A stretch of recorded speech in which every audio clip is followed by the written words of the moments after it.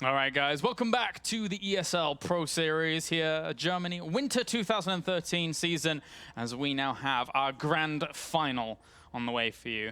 It's going to be Mouse Bots versus All Net Attacks. It's going to be HeroMarine versus ATN Socke. And, well, in the group stages, these guys already faced one another during this season, where Mr. HeroMarine was able to take a 2-0. Before that, we saw them meet during the second group stage of Home Story Cup, where Socke was able to take the 2-0. So the last two series, pretty evenly matched in terms of when they've taken games off one another. But we have to remember that two things. Mr. Marine has had a little bit of practice against Protoss today in the form of HeroMarine in their previous series. And obviously, when it comes to what actually happened in that series, Socke wasn't playing. Socke was just watching the entire series unfold before him. So this will certainly make for a very interesting best of five. The winner not only walks away with 3,000 euros, but also with a seed into the Intel Extreme Masters Cologne, which was announced 1 or 2 weeks ago. So big, important factors really on the line here. A lot of money, and then qualifying straight into Intel Extreme Masters Cologne means you are instantly in the top 16 in terms of those group stages. So these guys are going to be getting geared up in just a little bit for the map vetoes. It's a best of 5 once again. The second place finisher will walk away with 1,500 euros. So certainly quite a bit on the line. Doubling up your money, a place at Intel Extreme Masters Cologne as well. Pretty good. My money from the very beginning of this bracket stage was on Marine, because there's something about this guy. I've backed this guy for quite a long time. He's pretty darn good, and he's been showing a lot of potential, a lot of promise. We now have, once again, a German veteran going up against Mr. Marine, the newcomer to the German scene. And he was just waiting for that age of 16 turn to then show his potential, show his performances, and he now sits in the final to play against a multiple-time EPS champion. He's already taken out one EPS champion. Can he take out a second on his road to victory? It will be the first Terran in a long time to achieve such a position as, let me think about it. I'm trying to think when the last time a Terran champion actually happened in StarCraft 2, and I don't think it ever happened. So if Marine were now able to advance on, he would be the first Terran EPS champion of all time, as Socke has 3 under his belt. HeroMarine has 3 under his belt.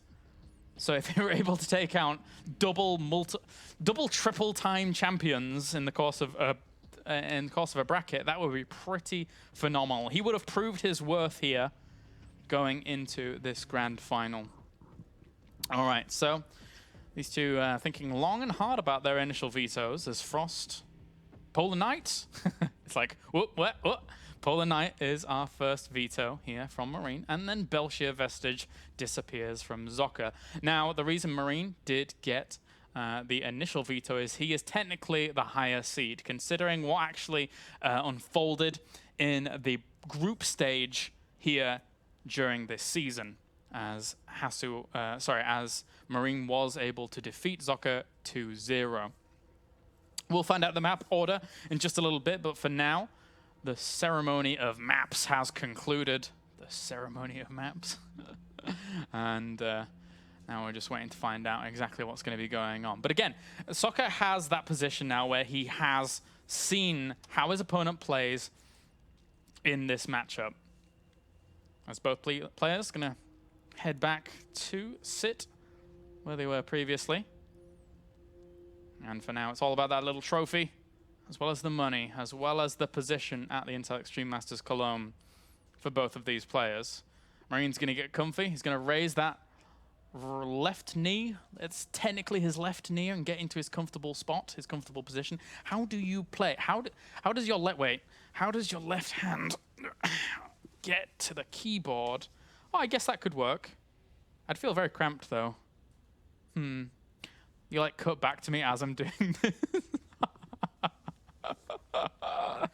All right. Thanks. Straight back to Marine. Sick. All right. Okay. I don't know why that tickles me so much, but there you go. Okay, so there's our map order. It's going to be Frost, Yonsu, Cologne Wastes, Derelict Watcher, and then Whirlwind. Nice big open map to get this best of 5 going. As, in fact, the big 4-player maps are both sides of the spectrum, with Frost and Whirlwind are 4-player maps at the start and at the very end. As you can see there on stream, here is our trophy. It's actually a brand new trophy. We've had different trophies previously here at the EPS. I think it was the same one for a long time, but maybe it's changed now. I'm rambling. All right, okay. So, as I said before, it would be nice to see a Terran champion, but I always have a lot of faith in Socke's performances in terms of what he can do, what he's already done. We saw him bust a move through Mr. Showtime, one of the new bloods. Now he has to take out a second new blood in the form of Marine. But what a start to his, I want to say, pro gaming career this would be for Marine. Why do I say a start to his pro gaming career? Well, because before the age of 16, he wasn't really able to participate in anything in Germany due to some specific laws. But now he's 16, and this is his first proper full season of EPS, and he now finds himself in the grand final. He actually turned 16 midway through the last season and played in a few of the cups, but obviously because he only played in a few of them, he wasn't able to amass enough points to then advance on to the final stages of the previous EPS season. But now, given the opportunity of a full season, he is here. He's made it to the final, and he's looking for old school blood in the form of Socke. Look at him, a killer, a stone cold killer. All right. Okay, so Frost is our first map, and 1 minute here while Socke gets ready. GL, guys. And Socke just patiently looking to advance. He's looking for his 4th EPS title. At the very beginning of the German system for StarCraft 2 EPS, if we discount the fact that Warcraft 3 was there before, Socke won the first 3 series, the first 3 seasons of the EPS, and hasn't won one since across the past 5. Hasu Obs then claimed one, then Hanfi, then Monchi, then Hasu, then Hasu. Socke was very close to claiming one 2 seasons ago against Hasu Obs in the grand final, but Hasu was victorious, as we've seen Hasu and Socke play each other a lot. Now Socke's just taking a little bit of time here to get prepared, as is HeroMarine, and I think these guys are almost good to go once we have Socke put his hoodie on. He didn't even put it on! All right then, well, I thought he was going to put it on. His hair's a little messy on the right-hand side. Need to neaten that up. Make sure that he's camera pretty here. All right, I have no more words. I just want to get into the best of 5. And we do have more TVP. We've been casting quite a bit of it just before, and it was a lot of fun. I would have been happy with any eventuality, actually, considering the PvP that we saw between Socke and Showtime. And then the PvT was good as well. The Good Luck Have Funs have been exchanged, and now we can get into our first game here in this best of 5. It's going to be a previous 3-time StarCraft 2 EPS champion, Etienne Socke, going up against the newcomer. This is arguably his first full season here at the EPS, and now he makes it into the finals. He's 16 years old. He is Mouse Marine.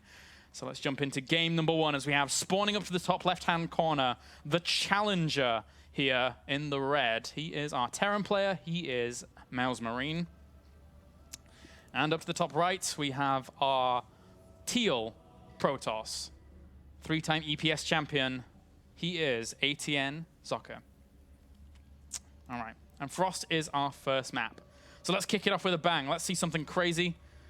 Completely crazy, but I don't think that's going to happen. I think we're just going to see probably Command Center first against the Nexus first. As, whoa. All right, I was curious as to where that SCV was going for a second, but because he did double back on himself, but he's just going to start that wall off pretty standardly, pretty stably. And Socke, meanwhile, pylon next to Nexus as best he can. Probably throw the gateway down right next to that as well. Right next to the Nexus, as it's always the most comfortable of positions that we see here from the Protoss. And then he could probably even send that probe out if he wants to scout, but in the end, a map like this, if you do scout in the wrong direction with a probe, if you are Socke here and you scout clockwise with a probe, then you don't see your opponent for a long, long time. And that's a lot of mining time actually lost with that probe. Whereas if you sent it anti-clockwise, then yeah, sure, you get your opponent scouted first, but you're really counting on luck of the draw to make that kind of statement. And Marine going for Command Center first. Kind of what I expected from these players. Marine is the only one to really show it. And in turn, Socke is not. I won't be surprised if we saw Gateway into Nexus by him. But it looks like he's just positioned right away to go for that cybernetics core, so there's still options here for Socke. Socke could quite easily just still get very aggressive if he wanted to off one base. But right now, with just the one gas, nothing much more. Zealot being produced as well. Chances are he may end up going for that Zealot cancel style and then just going for the Nexus off the back of that. But luckily for HeroMarine, he's been able to scout out his opponent very, very quickly and could even block this position. Now, the Zealot hasn't been cancelled just yet. If it gets cancelled, and, well, okay, it did get cancelled. And then he did start the Nexus. But if the SCV had been hanging around the natural for a little bit there, he could have tried to block off. And then that would have caused the potential Zealot to have actually been finished if Marine would have wanted to throw down something like an engineering bay to block that off for a prolonged period of time. But anyway, these things didn't occur. Both players get their expansions going without too much hassle. And Marine for now will dive straight on out, realizing that the mothership core was just about to finish. You can always see it because of the little beam that comes out of the Nexus. I love that little beam. It's cool. It's fantastic. But anyway, third barracks being added on here for HeroMarine off the back of this expansion play. Now, what we see generally from HeroMarine from this point on is that initial positioning at the top of a ramp so that he can greet any kind of stalker that would come up, and indeed it is on the way. The mothership core, interestingly enough, is just going to head straight on into the main, have a little bit of a look around, see how many barracks there are, see if the gas is there, and will go uncontested for that initial scout. Wait, does he see the gas? He's actually trying to get an SCV and does not get it in the end. I didn't see any gas timings, but I mean, seeing these 3 barracks, you can pretty much infer that there's just going to be gas on the way afterwards. It would be a bit crazy if anything else were to happen. The Stalker rendezvous with the mothership core, so no Marines can really take that Stalker by surprise since it did come up that ramp, but the Marines had to be careful about where they were positioned, if they'd get stranded or anything. And now the barracks production across these 3 barracks, the bioproduction even I should say, would keep him well defended against anything that would go on in a little bit of a shenaniganry manner. Now, Twilight Council is on the way for Socke, and considering the spot he's in right now, I wouldn't be surprised if it was Blink. It's a good Blink map. Mothership core can position itself very nicely to grant the high ground vision. And there we go, the Blink is now on the way. And this pylon up to the left here could provide him with ample position to throw down a lot of gateways. The thing about Socke is that I feel that in PvP, in mid-game, that's where he's aggressive, but against Terrans and Zergs, he likes to be aggressive pretty early on.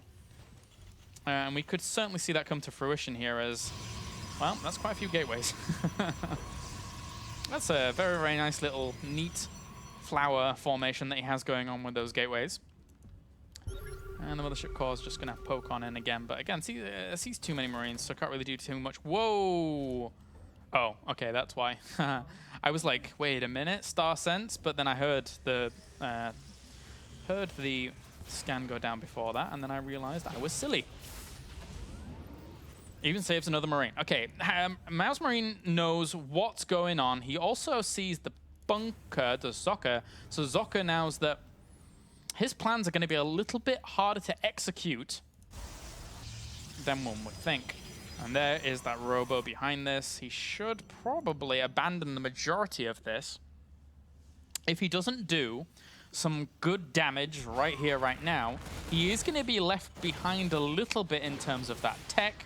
He's trying to compensate that for the fact that the robo did start a bit quicker than one would have expected if he was going to fully commit to this kind of attack.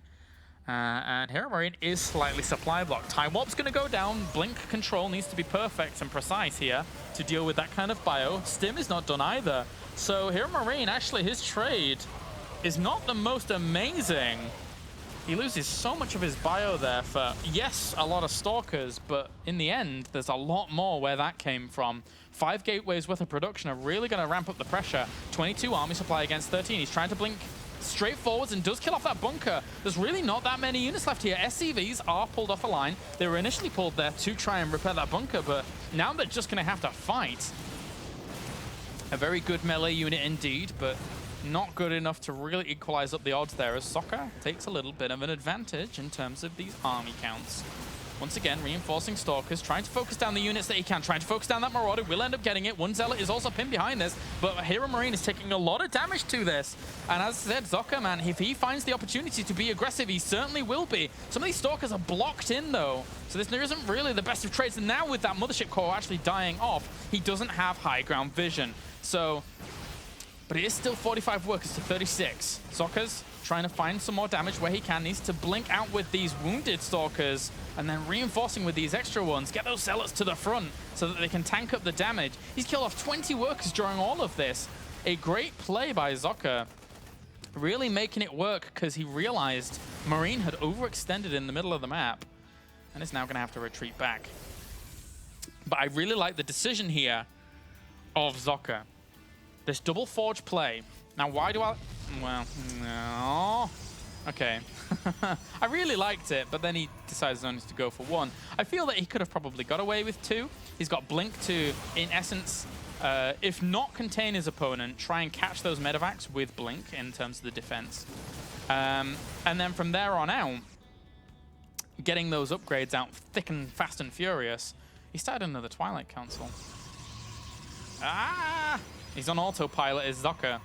Feeling the pressure a little bit of this assault that does go on and does continue. The Zealots and Stalkers actually press on forwards, but that's a lot of bio that has Stim.